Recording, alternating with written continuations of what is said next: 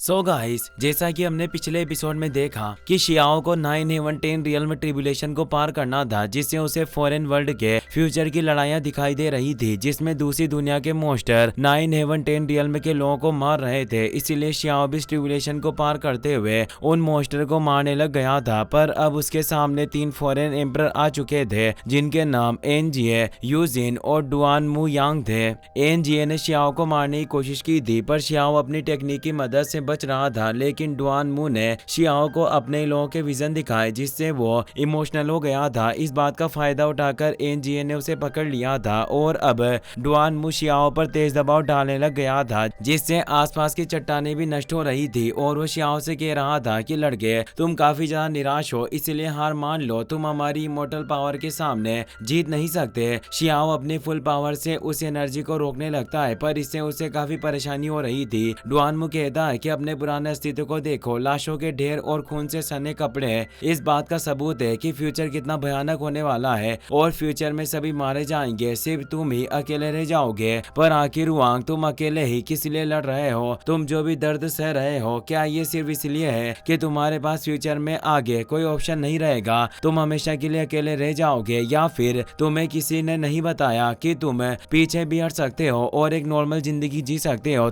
तभी जू जिन कई सारी चेंज से हमला करके शियाओ को कसकर जकड़ लेती है, जिससे एक तेज एक्सप्लोजन होता है। वांग बुरी तरह घायल हो गया था, पर अब उन तीनों की बकवास हद से पार हो चुकी थी, इसीलिए वो एक फॉर्मेशन के साथ गॉडेस लीव ब्रांचेस को एक्टिवेट कर देता है, जिससे अब शियाओ के सारे घाव हील होने लगते हैं और वो पूरी तरीके से ठीक हो जाता है। ये देखकर एनजीए परेशान हो जाती है। शियाओ अब थंडर एम्परर की जायंट बॉडी को एक्टिवेट कर लेता है, जो आसमान में दिखाई दे रही थी। शियाओ गुस्से में उन एम्परर से कहता है कि तुम जिस सो कॉल्ड डेस्टिनी की बात करते हो, ये सब देखकर मुझे और मजबूत होने की ताकत मिलती है कि हेवन एंड अर्थ में आखिर आगे क्या होने वाला है। और वो थंडर एम्परर की अल्टीमेट मिस्ट्री टेक्निक को एक्टिवेट कर लेता है और कहता है कि मैं अपनी पावर हमेशा इसीलिए बढ़ाता हूँ ताकि मैं तुम जैसे घमंडी राक्षसों का घमंड पूरी तरह चकनाचूर कर दूं। और वो लाइटनिंग ड्रैगन से उन पर हमला करता है, जिससे 3 लाइटनिंग ड्रैगन उन पर हमला करने के लिए आगे बढ़ते हैं। एनजीए कहती है कि यह लाइटनिंग पुल का इस्तेमाल कर रहा है और वो 1000 स्पीयर टेक्निक से उन ड्रैगन पर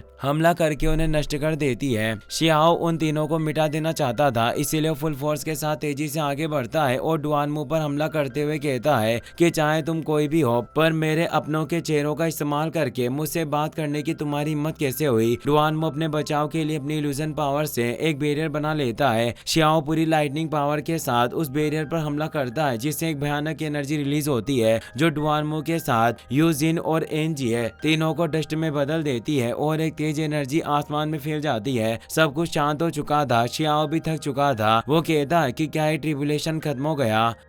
वो नीचे बिलुओ लेक की तरफ देखता है। लिटिल बनी खुशी से झूमती हुई कहती है कि वांग, तुम जीत गए। एंड किंग भी काफी खुश था और कह रहा था कि इसने वाकई रॉयल क्लैन को हरा दिया।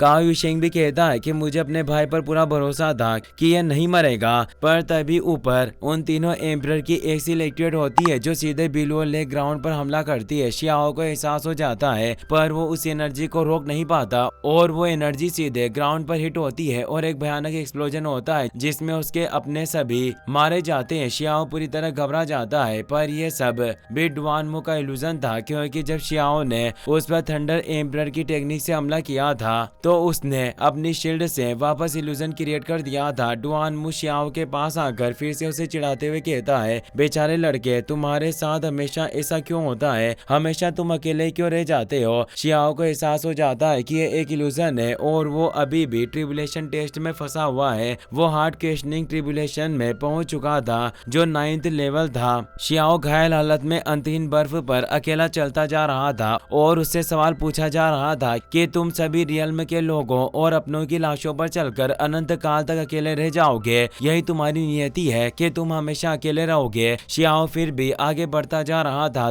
तभी उसे सामने अपना ही रूप दिखाई देता है, जो प्रेजेंट का वांग था, क्योंकि शियाओ के मन में सवाल था कि आखिर वो शुरू से लेकर अंत तक हमेशा अकेले क्यों रह जाएगा, जिससे उसका हौसला टूट रहा था। शियाओ से कहता है कि तुम अकेले नहीं हो, तुम और मजबूत बनोगे, इतना ज्यादा मजबूत कि तुम उन सभी की रक्षा कर सको जिन्हें तुम प्यार करते हो, जिन्हें तुम चाहते हो, अपने भाई, दोस्तों और सभी को बचाओगे। शियाओ गोडेस लियू के उस खोखले पेड़ के पास पहुंचता है जहां फिर फ्यूचर का शियाओ उसके पास आता है। वो कहता है कि अगर तुम जिंदगी भर अपनों की रक्षा भी करोगे तो भी क्या होगा, हेवन एंड अर्थ के दाव रूल अधूरे हैं, इसीलिए तुम कभी भी इमोर्टल नहीं बन सकते और आखिर में सिर्फ तुम ही जिंदा बचे रह जाओगे, बिल्कुल अकेले, और तुम्हारे पास कोई भी नहीं होगा। शियाओ तुरंत कहता है कि ऐसा होना इम्पॉसिबल है, ऐसा कभी नहीं होगा, मैंने अपनी बॉडी को सीट की तरह इस्तेमाल किया है, यही मेरी एकमात्र उम्मीद है, क्योंकि बॉडी को सीट की तरह इस्तेमाल करके एक नया पाथ बनाया है जो मैंने अपने सभी लोगों के लिए किया है ताकि मैं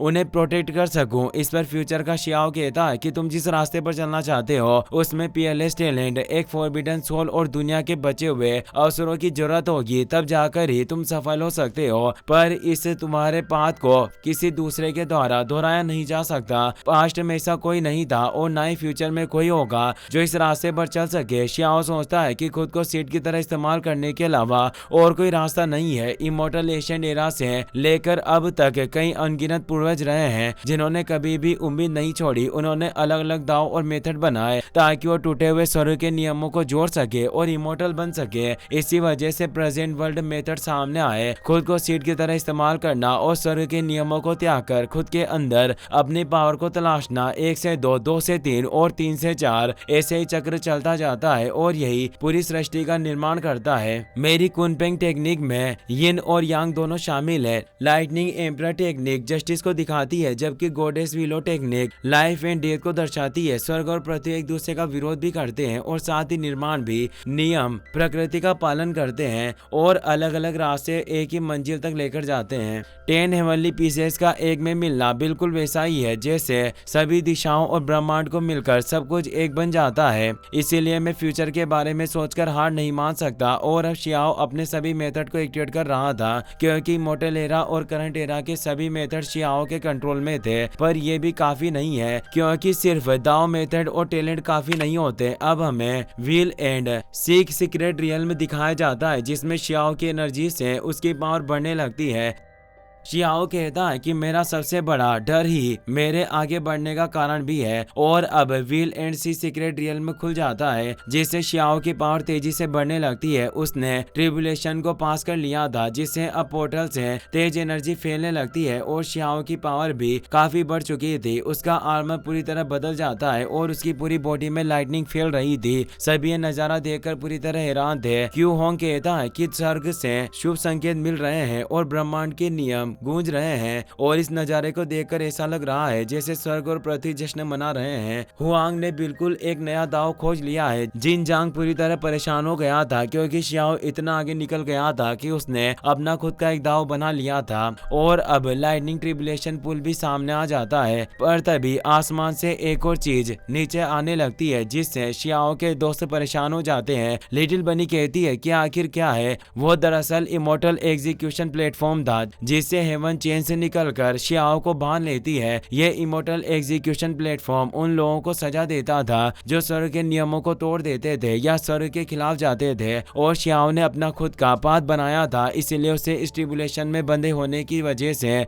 इसका सामना करना ही था। वांग कबीले का एल्डर कहता है कि यह हमारे लिए सबसे अच्छा मौका है। जिन जीफे उसे पूछता है कि आखिर तुम करना क्या चाहते हो। इस पर वांग कबीले का एल्डर कहता है कि भाई जिन, मेरे पास वांग क्लैन का सीक्रेट ट्रेजर लाइटनिंग स्पिरिट है जो सीधे प्रीमोडियल सोल को निशाना बनाता है। जैसे शियाओ का उस वेपन से सिर कट जाएगा तो उसकी बॉडी में कुछ ही जीवन शक्ति बचेगी और जैसे ही उसकी प्रीमोडियल स्पिरिट नष्ट होगी मैं उस लाइटनिंग स्पिरिट को उसके अंदर भेज दूंगा जिससे इसकी ये महान बॉडी और इसका ये यूनिक दाव पथ हमारा हो जाएगा, क्योंकि वांग कबीले की एक कठपुतली बन जाएगा। और जैसे ही वो वेपन शियाओ पर हमला करता है वांग कबीले का एल्डर उस लाइटनिंग स्पिरिट को शियाओ की बॉडी में भेज देता है। वो काफी ज्यादा खुश होकर हंसने लगता लगता है और कहता है कि आखिरकार मैं सफल हो गया। हुआंग अब से हमारी वांग फैमिली का सबसे पावरफुल गुलाम होगा। काओ युशेंग गुस्से में कहता है कि आरामखोर कुत्ते, तू अपनी मौत को दावत दे रहा है। और शियाओ के सभी साथी उस पर हमला करने के लिए आगे बढ़ते हैं, पर वांग कबीले का एल्डर शियाओ की पपेट फॉर्म को दिखाते हुए कहता है कि क्या तुम्हें डर नहीं है कि तुम्हारे एक गलत कदम से मैं इसे खत्म कर सकता हूँ। शियाओ के साथियों को कुछ समझ नहीं आ रहा था कि वांग जिंदा है या नहीं। वांग फैमिली एल्डर कहता है कि तुम सभी लोग बेकार लोगों का झुंड हो। एक बार जब वांग की बॉडी पर पूरी तरह से कंट्रोल हो जाएगा तो तुम सभी मारे जाओगे। और वो वांग को कमांड देता है कि मेरे साथ आओ।